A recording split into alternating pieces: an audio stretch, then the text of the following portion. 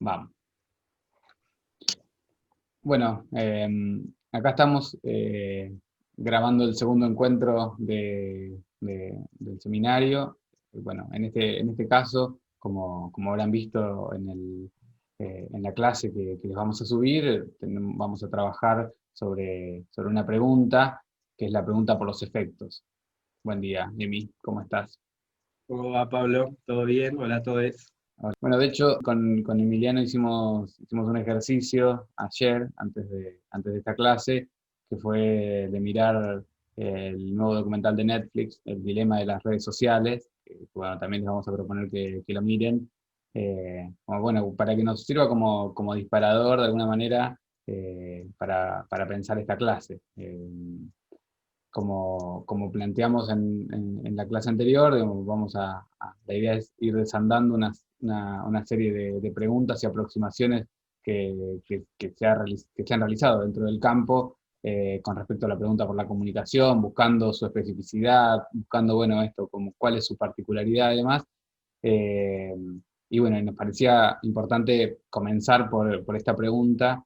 Ustedes van a ver ahí en la clase muchas referencias a Héctor Smukler, porque particularmente hay un artículo de Smukler que, que hace referencia a esta problemática, que es la pregunta por los efectos.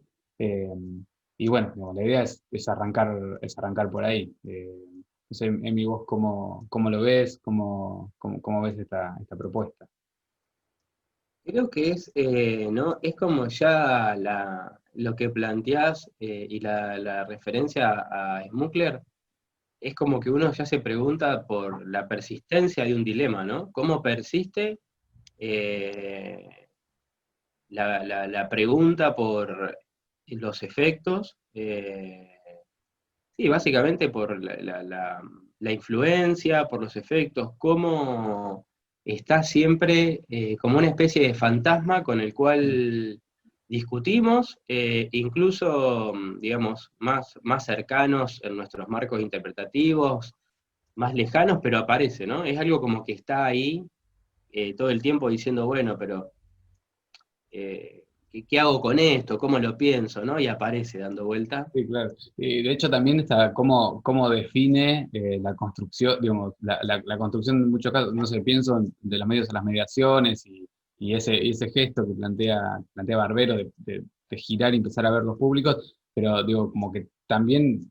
digamos, está en la base de la definición de la pregunta por la cultura, por las mediaciones, ¿sí? Como esta cuestión de, bueno, plantear una perspectiva alternativa, pero de alguna forma esa alternativa a una primera pregunta, que es esta pregunta por los efectos, que como planteamos también en la clase anterior, digo, hay algo que sin dudas digamos, es una pregunta válida porque estamos asistiendo a un proceso de transformación acelerada, como decíamos en la clase anterior, y sin dudas, bueno, hay una serie de experiencias, luego no sé, digo, también en la clase está referenciada esta experiencia de Orwell, como la reacción que genera, que genera ese contrato de verosimilitud establecido con los medios, porque digo, me parece que acá también, dicho esto, pensar en la posibilidad o la potencia de los efectos tiene que ver con la credibilidad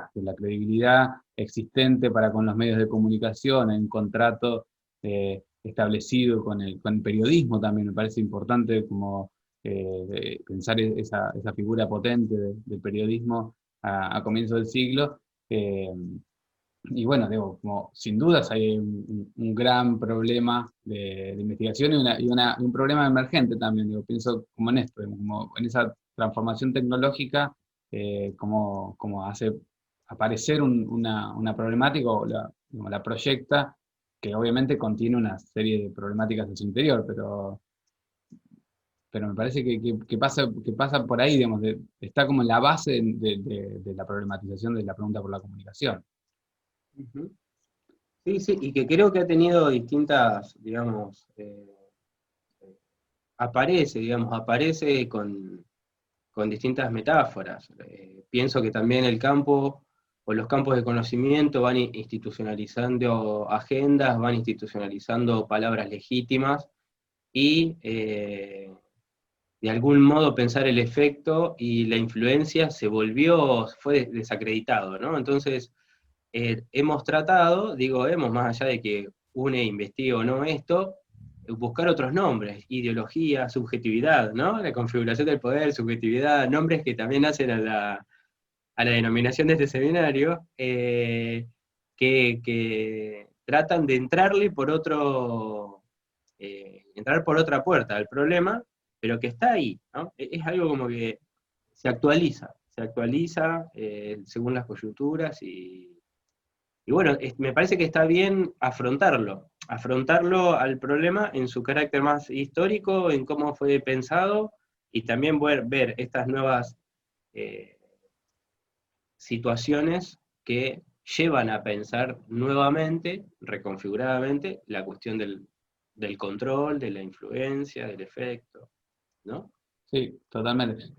Porque, bueno, de hecho hay alguna de las frases que recuperamos en la clase, pero esta idea de Smukler de decir, bueno, no hay hacer sin efecto, digamos, no hay acción sin que haya una consecuencia. O sea, digo, tal vez yo creo que, bueno, justamente, digamos, como la gran crítica a esta perspectiva tuvo que ver con, bueno, con la idea de que no había mediación, digamos, con la idea de que había de que eso era una relación directa, casi mecánica, que implicaba, bueno, una reacción posterior en función de los objetivos de la emisión de un mensaje, y bueno, digamos, ahí hay tal vez una aplicación, una interpretación de ese modo de funcionamiento del fenómeno comunicacional bueno, que generó que sea invalidado, pero bueno, por eso también digo, la recuperación que nosotros queremos hacer digo, tiene que ver con, bueno, esto, planteamos que todo este documental ficcionalizado, también realizado por una de las grandes plataformas de la industria cultural eh, a nivel mundial en este momento, digamos, digamos, no estamos hablando de una producción alternativa que viene a denunciar, sino que digamos, vemos cómo en las propias entrañas del sistema, también, bueno, esto también forma parte también de, esto de cómo pensar la sostenibilidad del poder y del sistema, bueno, que necesita ciertas válvulas de escape, tal vez esto funciona de ese modo, pero empezamos a ver cómo, bueno, digo, esta idea de la posibilidad de la interpretación, yo diría acá como me parecen como debates como también el debate por la verdad, y el debate por la libertad, ¿sí? De alguna manera, digamos, de hecho, son temas que hoy en día tenemos tan vigentes, parece que también se abre como todo, esta cosa del movimiento libertario y demás, digo, parece que se abre una nueva etapa, esperemos en unos años, cuando volvamos a escuchar esta clase, ver qué pasó, veremos qué pasó, pero ahí parece que también hay, digamos, como en ciernes, un tipo de movimiento antipolítica, bueno, que justamente esto, recuperan como estas grandes preguntas de la filosofía, grandes preguntas de la humanidad, eh, y entonces, bueno, digo, ¿qué, cómo recuperar también esta tradición? Porque creo que digamos, partimos de una problematización que es que en muchos casos, también en nuestra formación, digamos, este tipo de preguntas eh, fueron miradas de un modo sesgado, ¿sí? Pensando en esto, en la condición que tenían de determinación y demás, que por supuesto les planteaba un límite a estas teorías, pero bueno, me parece que ahí ocurrió algo que no fue auspicioso para el campo de estudios, digamos, que planteó esta idea de, bueno, como antagonista y de, bueno, desplazar esa pregunta por los efectos porque era incorrecta, digamos, y bueno, a mí me parece que ahí digamos, justamente hay un problema porque es negar también que hay un dispositivo de poder que está funcionando con los medios de comunicación. Ahí hay una relación que se está estableciendo.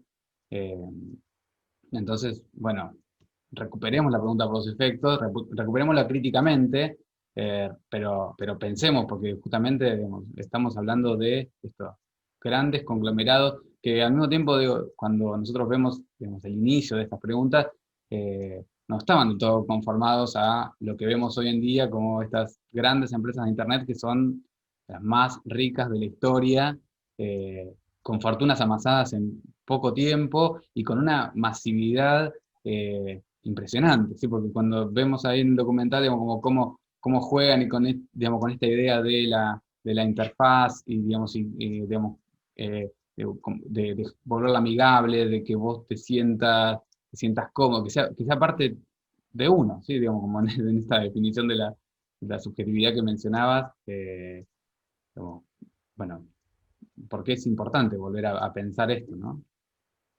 Sí, y me parece que está, a ver, interesante ver o revisar ciertas problematizaciones teóricas puestas en otra clave, ¿no? Porque pienso en el caso del funcionalismo, tuvo una orientación que podríamos pensar, a ver, rápidamente yo diría, bueno, era muy pragmática, pero en un sentido más general uno podría decir, estaba vinculado con la práctica política. Es decir, hay un texto que, digamos, recomiendo que lo van a encontrar online, es un memorándum que se llamó La investigación sobre la comunicación de masas, lo firmó Laswell, Lasserfeld, digamos, otros y otras investigadoras, en el que en 1940 ellos, digamos, escriben esa declaración en favor de la investigación de los más media. 1940 dice, ¿por qué tenemos que investigar los más media como la prensa, la radio y el cine? ¿No? Y como si se quiere, los dos, los dos fundamentos era, por un lado, situación de crisis, que también me remitía a la cuestión de la gobernabilidad, ¿no? Pero la gobernabilidad en un sentido amplio, no solamente en un sentido simplemente conservador, sino, bueno, cómo organizamos la sociedad. Dicen, bueno, en contexto de crisis, la construcción de consenso solo sería, sí, sería factible si las políticas públicas, porque están pensando en políticas públicas, en políticas culturales, empiezan a orientarse a obtener información. Vos fíjate este dato en relación con las grandes empresas, a obtener información que pudiera darnos cuenta de las disposiciones y necesidades del público. Es decir, tenemos que construir políticas que partan de esas demandas. Sin esas demandas, necesidades, sin esa caracterización del ciudadano y de la ciudadana, las políticas no van a ser interpeladoras, ¿no? Eso me parece como clave. Y dice, para esto se debe invertir recursos, digamos, ¿no? Se debe invertir recursos en materiales culturales con el fin de guiar guiar ideas y los sentidos de la opinión, para construir consenso. Y ahí hay como dos dimensiones, ¿no? Ya no qué hacen los medios con la sociedad, que bueno, es más o menos la pregunta general, sino, y acá es donde aparece más creo, la clave política, es empezar a pensar estratégicamente cómo hacer para que los medios operen en un proyecto político-cultural específico. Digamos. Es producir saberes e incorporarse en la intervención y en la práctica, vinculada a organismos de investigación, organismos culturales, entidades estatales, ¿no? Y ahí funda como el campo, o tratan de fundar el campo de problemas de la investigación en comunicación y el espacio de intervención, digamos. A mí se me hace muy difícil no leerlo en clave gramsciana, ¿no? En lugar de la intelectualidad en los procesos de construcción política, que obviamente es una lectura, ellos no lo están planteando en esa clave, ¿no? Pero ya entrega otra serie de problemas, la perspectiva funcional, ¿no? ¿Cómo deberían funcionar los medios en esa clave específica norteamericana? Sí, totalmente. Bueno, digo, cómo empezamos a pensar también, digamos, en esa coyuntura también en la que se comienza a producir digo, pensaba en esta idea de Goebbels, que también aparece acá traída, digamos, la trajo también Durán Barba, bueno, siempre aparece como una frase, ¿no? Digamos, como una frase popularizada, digamos, se miente, miente, que algo quedará, digamos, como es algo que, porque también ahí, digamos, en esa revisión que hacíamos, bueno, encontrábamos ahí como en ese contexto histórico, bueno, en principio, digamos, la importancia de la radio y también, digo, ya viendo la potencia del cine, bueno, que va a llegar con la televisión y demás, como, bueno, esta posibilidad, también digo como la preocupación por los regímenes totalitarios, ¿sí? Digamos, como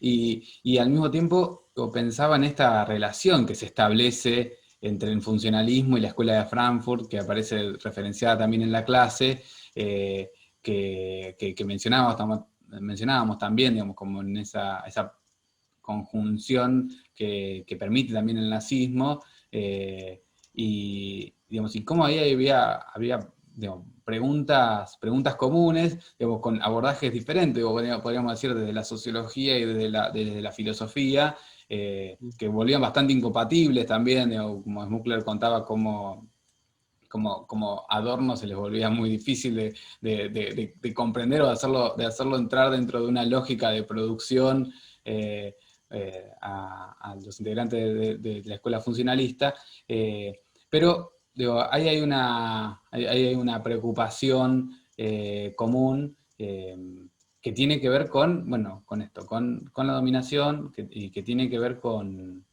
ese mundo que está transformándose. Es interesante, digo, obviamente que muchas de nuestras interpretaciones también son hipótesis para pensar, digamos, posibles relaciones, pero uno se imagina, ¿no? En este contexto que mencionás respecto a ascenso del fascismo, ascenso del estalinismo, también la necesidad norteamericana de asumirse como la libertad, ¿no? Bueno, nosotros somos el país de la libertad. Eh, esta intelectualidad alemana que se refugia en los Estados Unidos, en el país de la libertad, entre comillas, y ahí, digamos, donde esta intelectualidad vinculada con Lasserfeld y Merton, que acoge, digamos, a Adorno y algunos referentes alemanes, allí donde ellos ven a la democracia norteamericana como un signo diferente o que habilita las diferencias, o es plural en relación con los regímenes totalitarios, Adorno y Horkheimer van a ver que el capitalismo absorbe las diferencias bajo el signo del capital. O sea, Estados Unidos o el sistema norteamericano de producción, es decir, el capitalismo norteamericano, tiene una lógica autoritaria en la cual nada escapa del equivalente dinero, es decir, de volver toda una mercancía, es decir, también anula la diferencia, Claro. ¿no? Y es muy interesante lo que ahí plantea, porque todo conflicto político van a decir, o toda diferencia política cultural, eh, se convierte en un estilo diverso, es decir, aparece como algo absolutamente despolitizado al interior del propio mercado, es decir, no aparece como algo que lo tensiona, sino que lo capta y lo devuelve como mercancía, ¿no? Acá es esa capacidad que tiene el orden establecido de despolitizar y de incorporar, ¿no? Casi una construcción de hegemonía de parte del Sí, sistema. Ahí es esa construcción, digamos, estamos también asistiendo a la construcción de un nuevo liderazgo mundial, nuevo orden, y también pensaba en esta clave que mencionás, es decir, digamos, que es incorporación, es en tanto consumidores. Digo, pensaba que como también en este libro de Canclini, de Consumidores y Ciudadanos, digamos, como justamente ahí la apuesta tiene que ver con la incorporación a través del mercado, ¿sí? Digamos, y ahí de algún modo, ¿no? Como el proyecto de Frankfurt aparece como parte de un testimonio de época, ¿sí? Digamos, como un testimonio de, bueno, digamos, un abismo civilizatorio que empiezan que vivencian, digamos, no es que solamente observan, sino que lo vivencian por la persecución, por el asesinato y demás.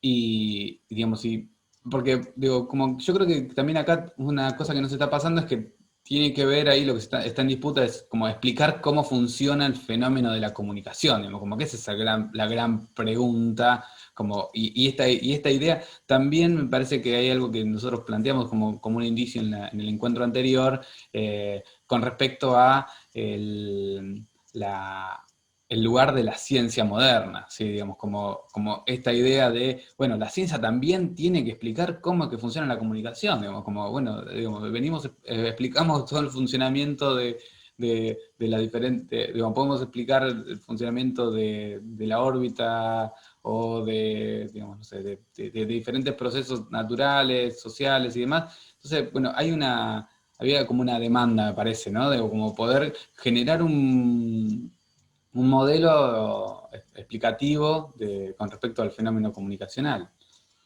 Sí, eso está bueno poner en diálogo justamente esta emergencia de los problemas con esa crisis, la larga crisis de las ciencias sociales, que ya no están dando cuenta de ciertos problemas, y surgen, bueno, a ver, surgen estas opciones. Una es la que plantean muy sistemáticamente los investigadores norteamericanos, que en el caso de la Escuela de Frankfurt aparece, digamos, en textos menores, pero fíjate la potencia que tuvo, que es casi ineludible en la bibliografía de las carreras de comunicación encontrarse con algo de Frankfurt. Pero son textos menores en los que trabajan efectivamente la producción comunicacional y cultural. Casi es, es interesante porque aparece como una metáfora la configuración de la sociedad de masas, de la producción de masas, que permite entender la reestructuración del capitalismo, digamos. Es como que una manera de entender esa reestructuración del capitalismo se puede observar en cómo funcionan los medios masivos de comunicación o en general la industria cultural, ¿no? Y ahí el planteo de Frankfurt, digamos, se hace entendible, no digo aceptable, pero se hace entendible en cuanto que se van exiliados de Alemania, producto de un proyecto político que va justamente eliminando lo diferente, y se encuentra en una sociedad que con esa bandera, la bandera de la diferencia y la democracia, al menos en términos de la producción cultural, solo circula aquello que es rentable. Es decir, hay un punto ahí en el cual es estructuralmente análogo en la reflexión adorniana o también de Horkheimer, que es entendible, digamos. Lo que sí ocurre es que no observan una diferencia, es como que es solamente equivalente en un plano muy abstracto el capitalismo y el totalitarismo, y no terminan de dar cuenta de esa diversidad cultural, es decir, que es posible en la democracia norteamericana la proliferación de una serie de producciones culturales que en el totalitarismo no. Es como que ahí, digamos, pierden un poco esa especificidad, eh, al estar mirando, bueno, esa estructura análoga entre la democracia liberal y el totalitarismo que se presentarían como polos opuestos, ¿no?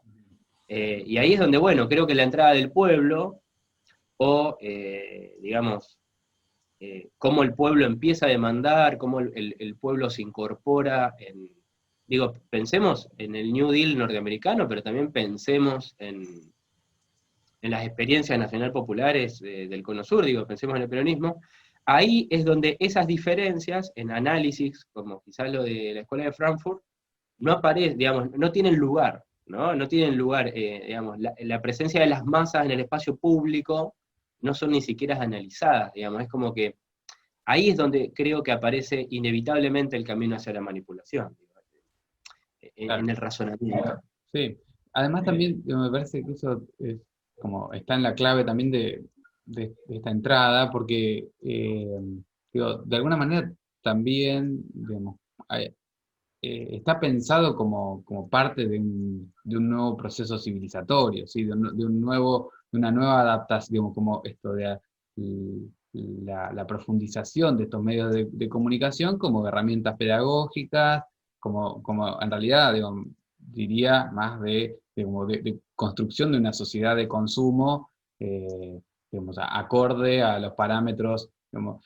Yo creo que ahí estamos viendo justamente, bueno, digamos, como digamos, el comienzo de la globalización, o bueno, o los indicios más claros o más profundos de la globalización, que son justamente esto la posibilidad de compartir pautas culturales, ¿sí? Digamos, bueno, que eso obviamente va a estar vinculado con la industria cultural, pero digo, por supuesto, digamos, es un proceso que se enmarca en los grandes procesos de colonización, de dominación y demás, pero bueno, digamos, acá tenemos como una nueva etapa, y yo insisto con esto, que me parece como una nueva etapa también muy veloz, una etapa con una gran efectividad y con una incorporación digo, de una enorme masividad a esas pautas. No sé, pienso también en como la preocupación que aparece referenciado también, digo, como el texto de Para leer al Pato Donald, ¿sí? Digamos, la preocupación que comienzan a generar estas producciones culturales para esto, para los movimientos populares, y, digamos, y hay algo que incluso, de hecho, en el prólogo para leer al Pato Donald que escribe Smukler, como él reconoce en ese prólogo del 72 diciendo, sabemos que esto no, digamos, no, a Disney no le hace mella, digamos, como, no, si depende de esto la revolución no alcanzará, digamos, como es un libro analítico y demás, pero sí, digamos, también hay como una necesidad de, bueno, como de poder denunciar y contraponer y, digamos, y hacer una estrategia, digamos, un juego pedagógico, que es algo que la próxima clase vamos a trabajarlo más en profundidad, pero digo, como también digo, la forma de antagonizar, de luchar contra ese bombardeo de mensajes, de cultura, de demás, es la construcción de una pedagogía crítica, de una perspectiva crítica que permita, de algún modo, poner en tensión esos discursos, ¿no? Esto es súper interesante porque, digo, me parece que el Pato Donald y previamente, hacia el año 65-66, pasa con Pascual y un sector de los intelectuales venezolanos, que tienen una fuerte discusión, digamos, como en distintos planos, ¿no?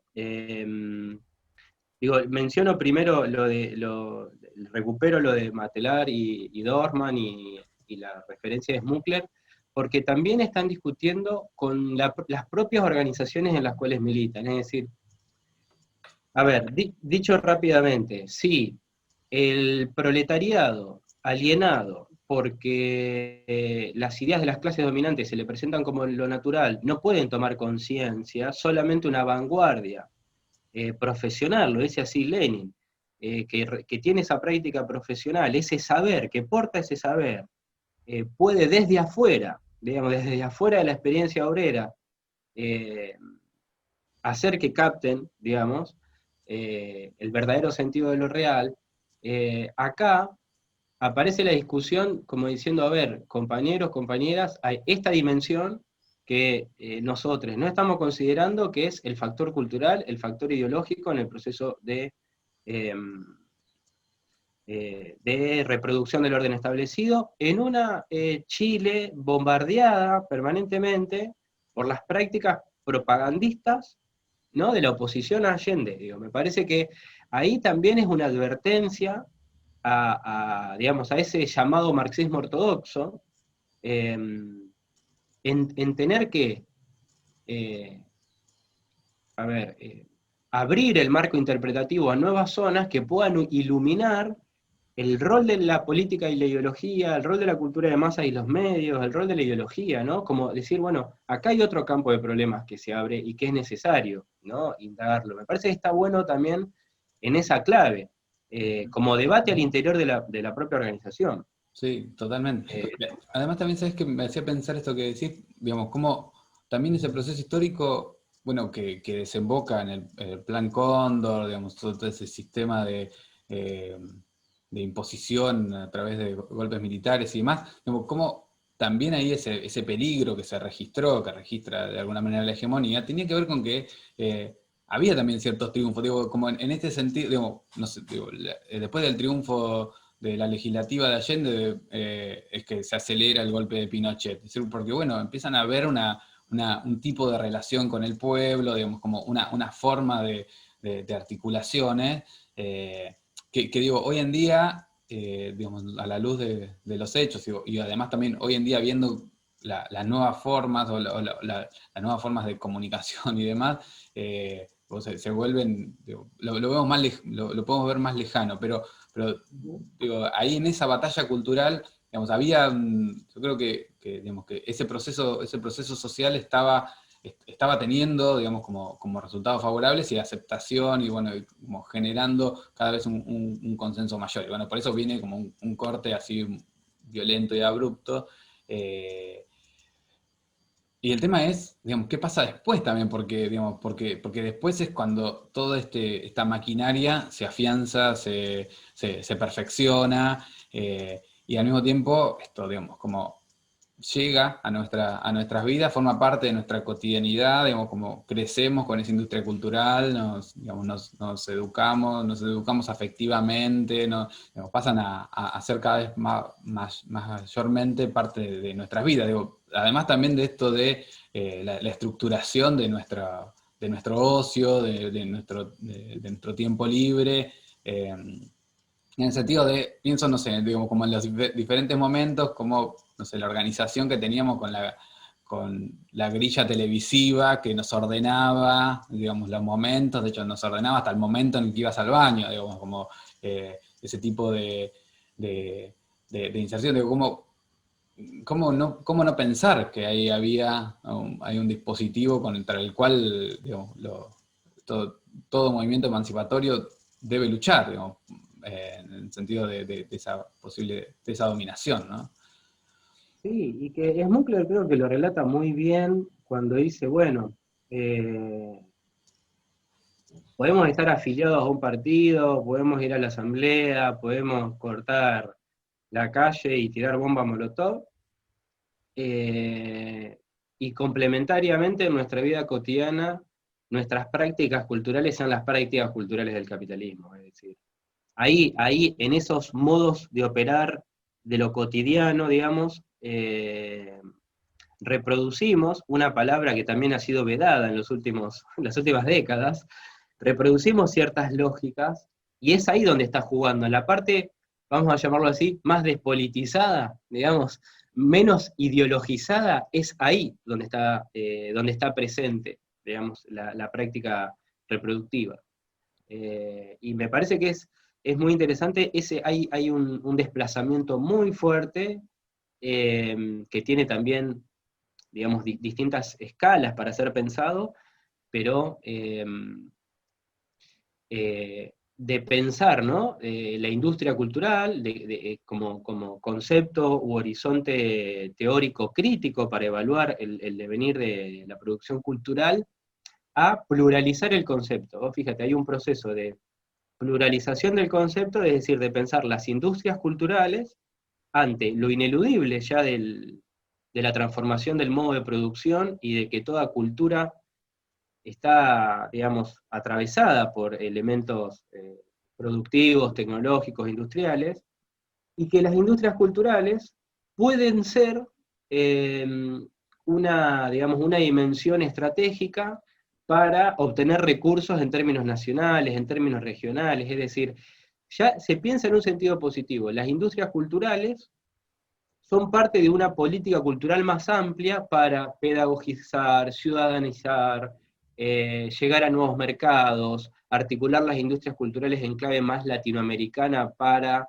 eh, introducir productos en Europa o producir, no sé, telenovelas autónomas, ¿no? Aparece su carácter estratégico en un sentido positivo.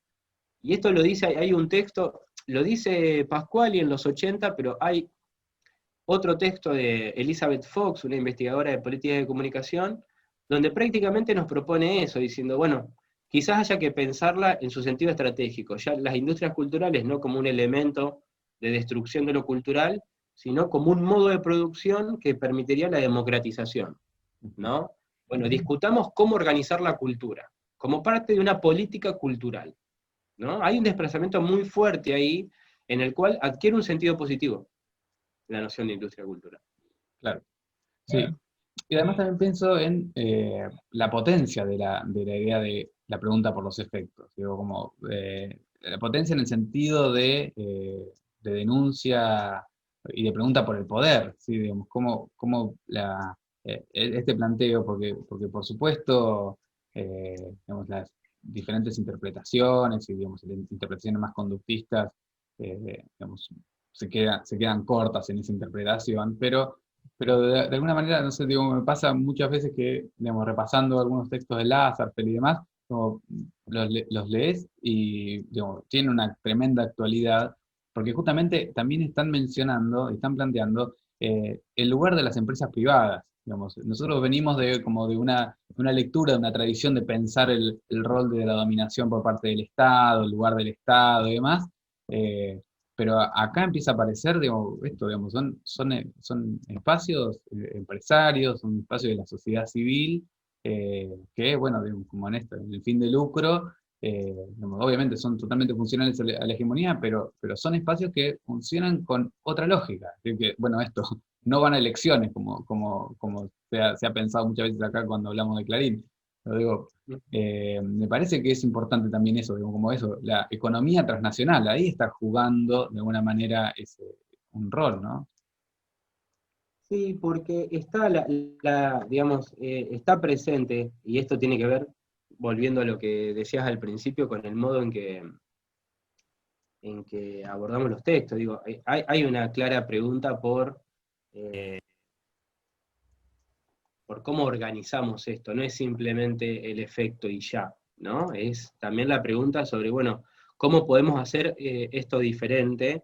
Y incluso en la propuesta de Lasserfeld, más que nada hay un trabajo de Lasserfeld y Merton sobre la radio, en el que dicen, bueno, ellos recuperan las experiencias de la Unión Soviética como prácticas comunicacionales alternativas, hablan de la complementariedad, hablan de, de los comités o las asociaciones políticas o las organizaciones políticas que en niveles medios operan como espacios de intercambio de ideas que permiten refractar un poco lo que dicen los grandes medios, ¿no? Como esos espacios de debate, de organización crítica, y ellos dicen, esto es necesario decirlo porque en Inglaterra, también piensa en Inglaterra o en Gran Bretaña, están los grandes sistemas estatalizados, digamos, donde hay una política cultural clara. En cambio, nosotros acá, dice, tenemos el imperativo de los administradores y burócratas de la economía, digamos.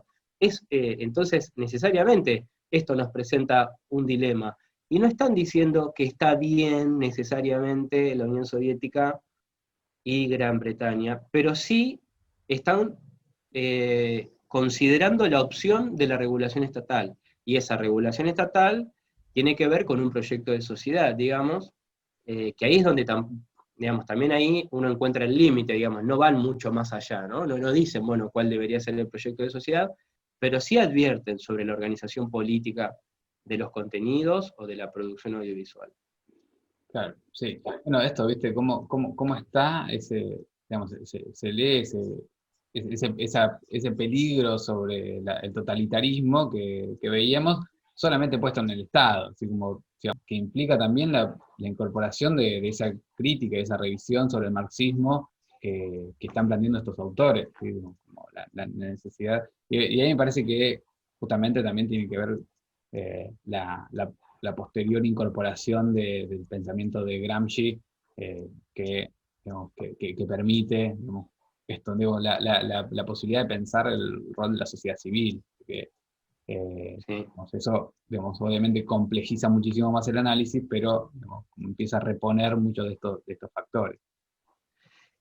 Ahí hay algo que me resulta, nada, que es también para poner de relieve, que es, bueno, Gramsci propone todo un marco analítico o interpretativo que no digo necesariamente, porque con el tiempo podemos ver que no es así, y más con las revisiones de la CLO y demás de los últimos 30 años, pero también propone un posicionamiento intelectual, ¿no? Es eh, eh, habilita o sí, construye un modo de incorporarse a los procesos políticos que la escuela de Frankfurt no.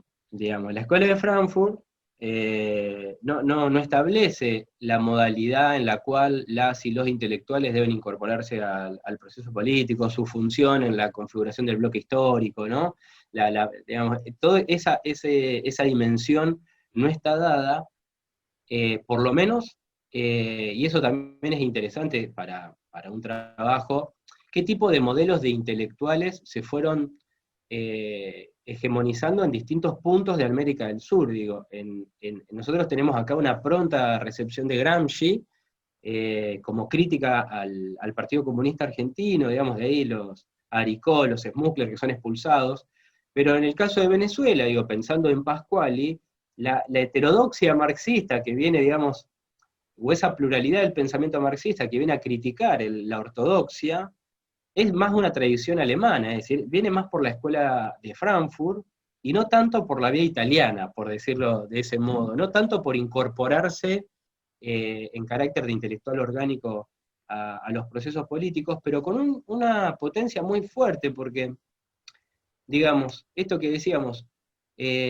discuten tanto con el marxismo, asumiéndose al interior de la tradición marxista, que podrían ser acusados de no marxistas, digamos, directamente podrían, porque, digamos, una dimensión que me parece muy interesante y que tiene que ver con las lecturas que se hacen desde América Latina, de Frankfurt, es, digamos, la sospecha, digamos, cuando la escuela de Frankfurt pone énfasis no solamente en las condiciones de producción o en la lucha de clases, sino que tiene una preocupación en términos más psicológicos, que lo lleva a indagar por el psicoanálisis, por las lecturas, ese freud-marxismo, ¿no? que experimenta un poco Marcuse con Eros y Civilización.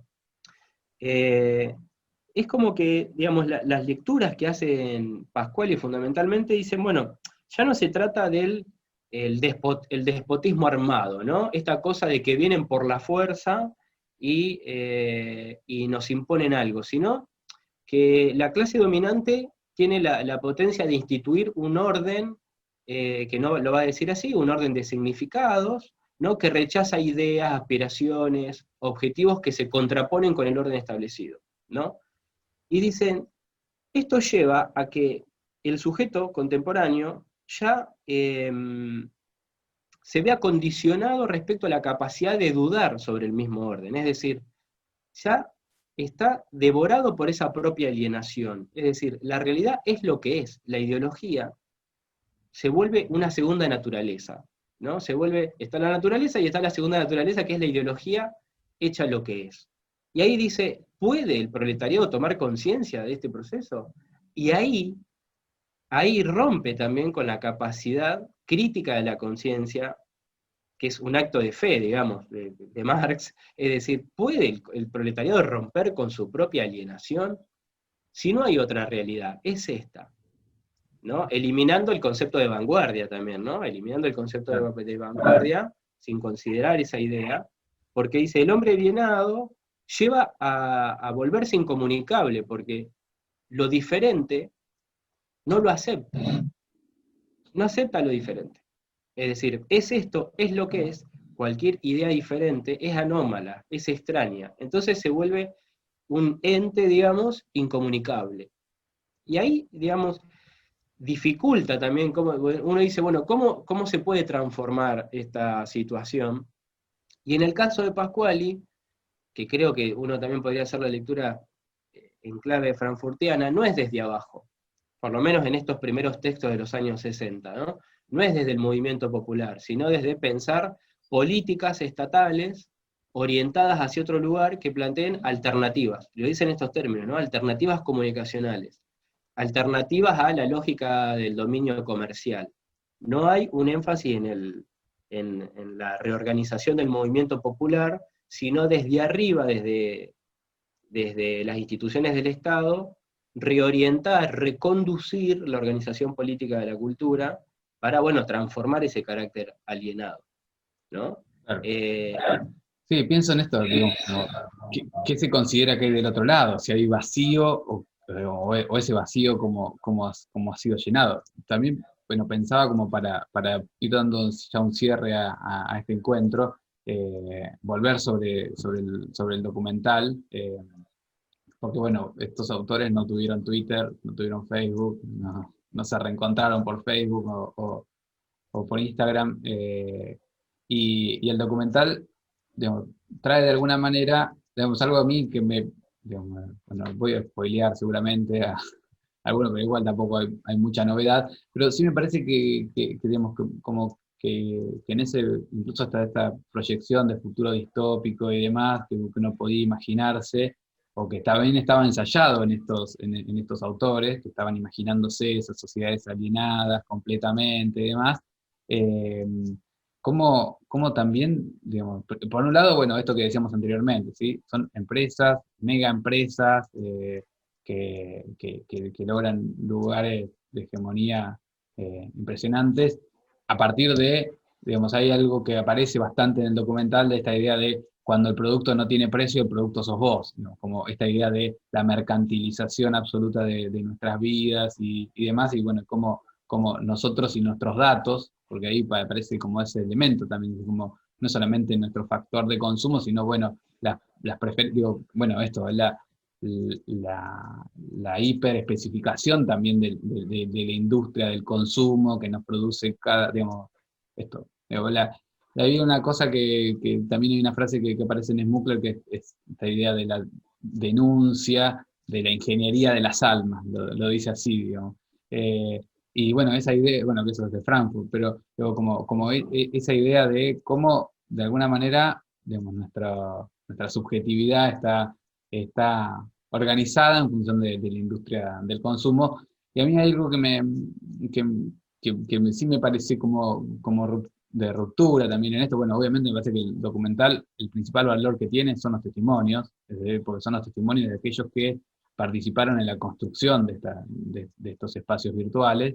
eh, o de estas plataformas, en realidad también digo, a mí me parece muy interesante también esa idea de la plataforma, de esto de como son espacios inestables, donde uno digamos, nos vamos moviendo todo el tiempo, porque un poco es la lógica del mercado, eh, pero digo, en esas plataformas como de alguna manera ya hay algo que ellos también incluso lo plantean como temor, como preocupación, porque es como sale hasta del dominio de la humanidad, ¿sí? Que es como, son máquinas manejando los algoritmos, volviéndose cada vez más inteligentes, cada vez más específicas, más, digamos, entonces ya hay algo de eso que ya se desmadra todavía más, todavía.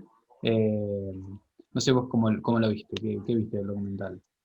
Me pareció súper problemático, también lo digo más, digamos, como una pregunta, pero si uno piensa en la teoría más o menos marxista clásica, de que digamos, de que los trabajadores se convierten en mercancía para producir mercancía, ¿no? Eh, Acá aparece no solamente en el tiempo de trabajo, sino en el tiempo de ocio, es decir, producir sujetos que son mercancía, porque es justamente nuestras historias, nuestros datos, las que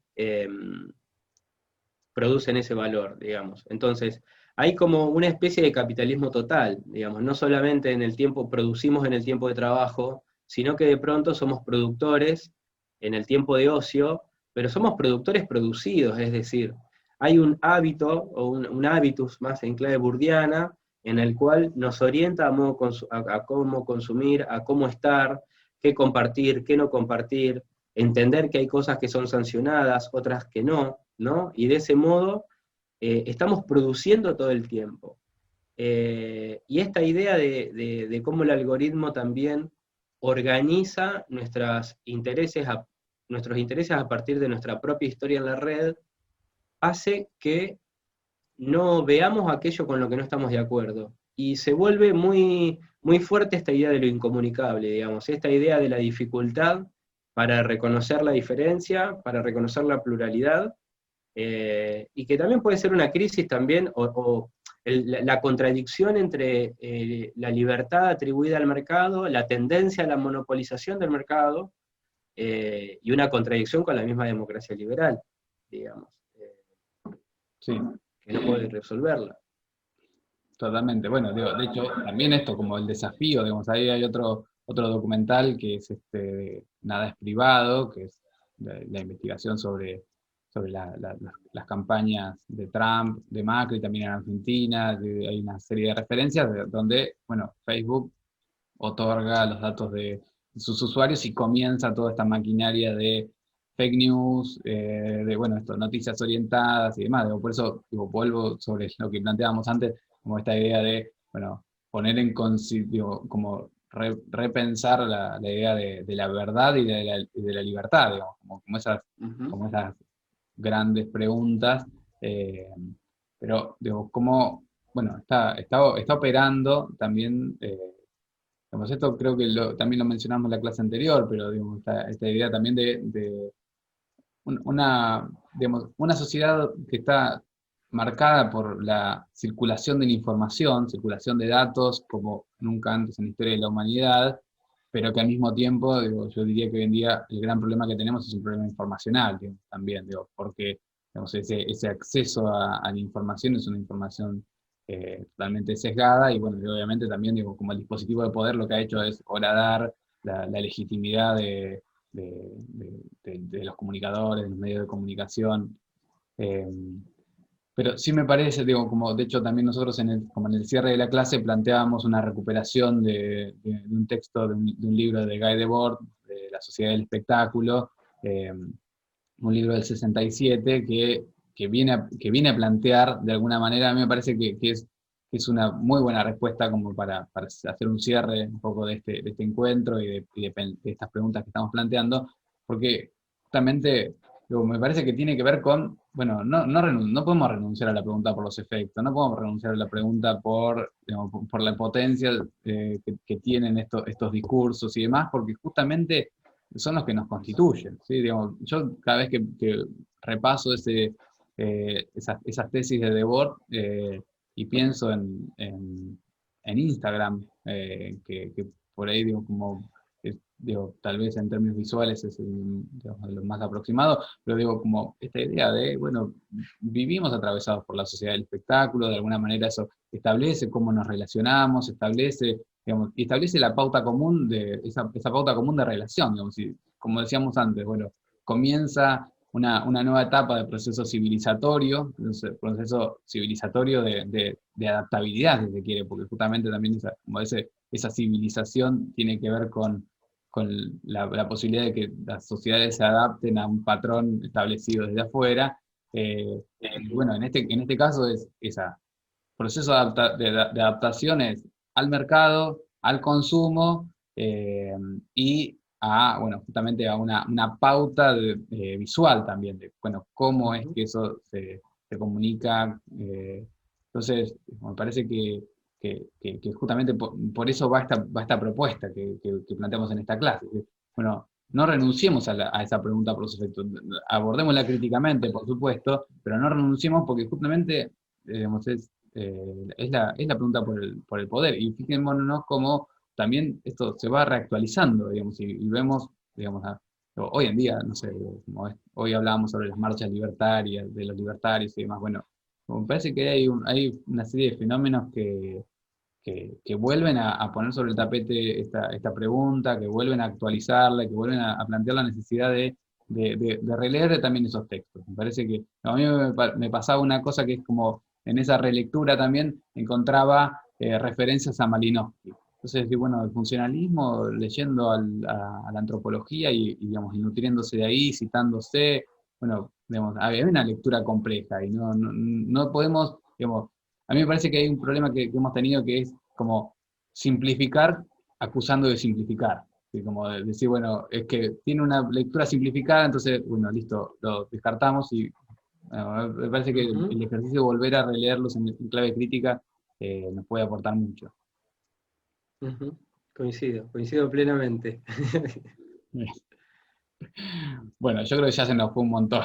Estamos para, Estamos para cerrar. Bueno, por eso también esto van a tener la versión audiovisual y la versión podcast, cosa de que la puedan leer mientras cocinan o mientras que en sus redes sociales también. Está muy bien, sí, para Porque podemos descansar hacer un todo al poco. mismo tiempo también, digo, también esa es una de las condiciones actuales, ¿no? Como que, digamos, el paradigma de esa hiperproducción que mencionabas antes.